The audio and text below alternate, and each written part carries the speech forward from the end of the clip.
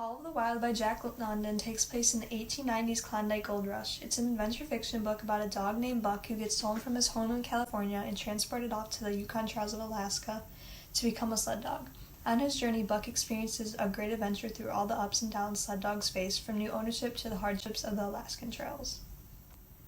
The reading is going great. It's a really interesting and easy book to follow along with, and it keeps me intrigued into it. Unlike some other books where it's easy to just doze off, this one keeps me active in reading. It's also a fairly easy novel for me, which is good because I can follow along and understand everything that's happening in the story, and I don't have to look things up to clarify what I just read, which makes it a lot more enjoyable.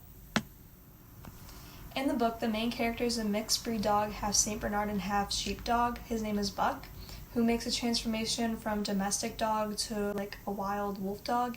He begins to learn what his ancestors the wolf are like and how one survives in nature of the wild. He also begins to have a strong connection for a man named John Thornton.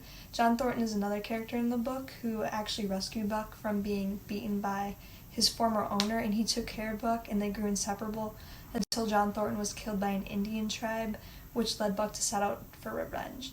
I think both these characters are strong, independent characters, and I love how the author grew them together in the story and showing how inseparable their match really was.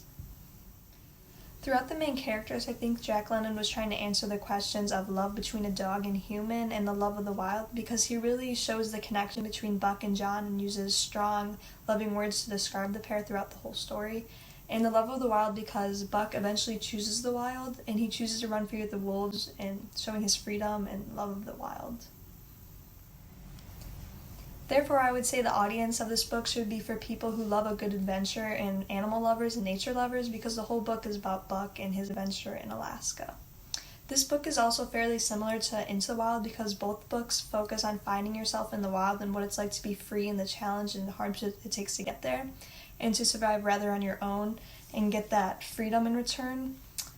And both books drive that in their stories. To sum it up, I really like how this book's main character was a dog, which is different from most stories. It gives the book a different perspective and views different than from a human main character, which makes you feel as if you're one with the dog and makes you think differently about the story, and which makes it really interesting. That's my 2020 book talk of Call of the Wild by Jack London.